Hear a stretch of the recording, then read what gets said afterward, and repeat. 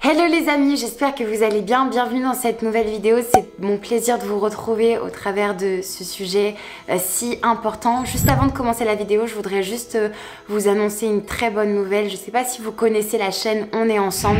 C'était un mouvement qui s'était créé lors du premier confinement et le but était d'être unis, solidaires entre chrétiens au travers de live. Chaque jour, il y avait différents témoignages, différents invités, parfois des exhortations, d'autres fois de la louange, etc. Et j'avais pu aller 2 fois dans leur émission pour parler de 2 choses différentes et honnêtement ce sont de très bons souvenirs pour moi.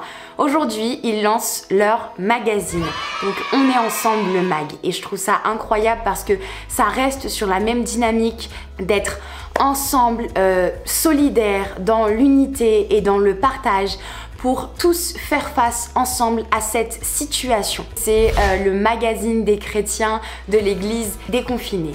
Je vous mets un lien juste en dessous, vous pouvez aller visiter leur site internet, il y aura bien plus d'explications. Je reviendrai un petit peu tout au long de cette vidéo en faisant lien avec justement l'unité. Sachez que c'est un merveilleux projet dans lequel je me réjouis de voir l'unité des chrétiens et que On est ensemble le mag porte du fruit. Mon thème d'aujourd'hui c'est soyons unis. Et pour commencer juste cette courte vidéo, j'aimerais qu'on prenne Malachie 2 au verset 10 qui dit: n'avons-nous pas tous un seul Père?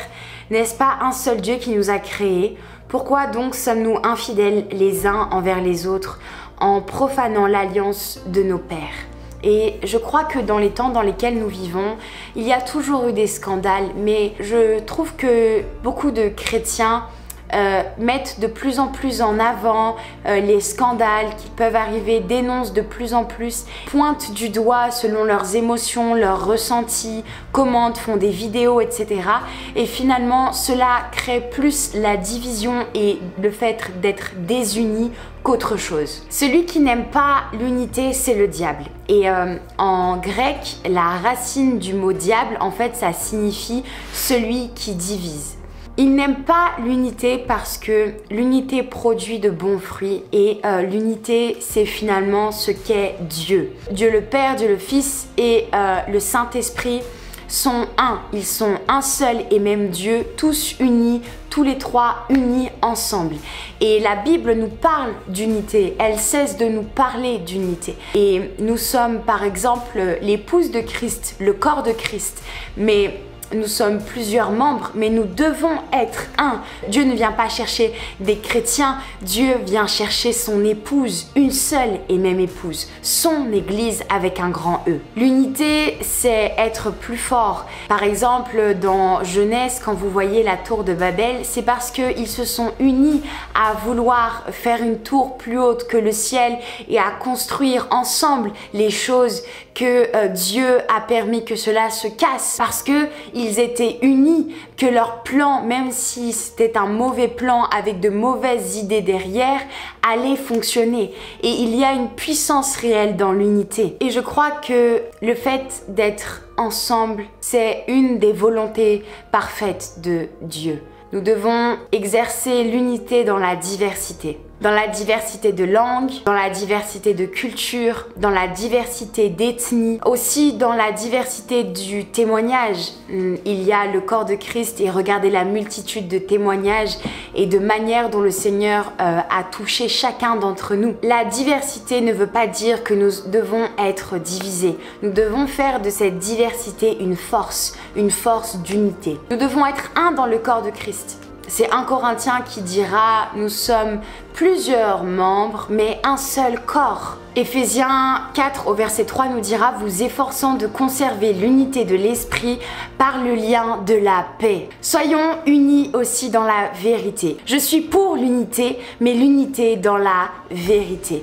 Nous ne pouvons pas être unis, nous ne pouvons pas être un si nous partons à droite, à gauche, que nous arrêtons de fixer la vérité. Et la vérité se trouve auprès de Dieu, dans la parole de Dieu, avec Jésus-Christ. L'Église devrait beaucoup plus impacter que ce qu'elle n'impacte aujourd'hui si nous étions unis.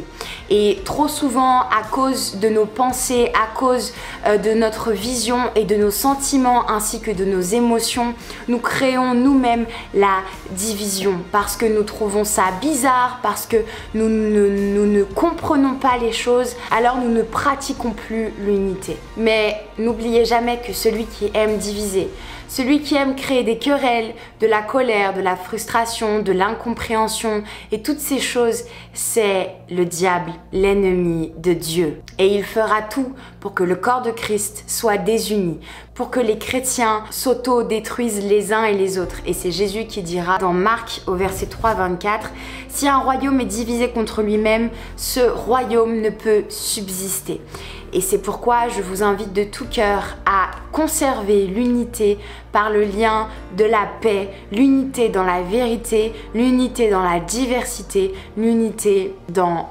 l'esprit et le corps.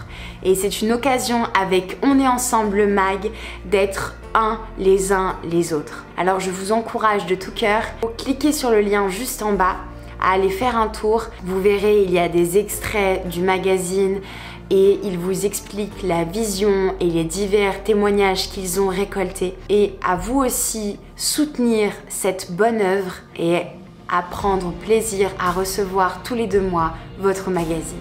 Soyons ensemble dans l'unité parfaite de Christ. Amen. On est ensemble, le nouveau magazine papier des chrétiens déconfinés. Après la déferlante de témoignages et encouragements sur la chaîne YouTube, nous avons voulu donner un nouveau porte-voix à ces hommes et ces femmes expérimentant l'action de Dieu dans leur quotidien. Tous les 2 mois, découvrez des reportages, interviews et articles de chrétiens au parcours de vie inspirant. Des pasteurs, artistes, parents, grands-parents, entrepreneurs, leaders, professionnels. Leurs histoires sauront vous rejoindre au travers de leur authenticité. Vous n'êtes pas seul face à la crise. Nous sommes ensemble dans la famille de Dieu. Ensemble, nous sommes la famille de Dieu.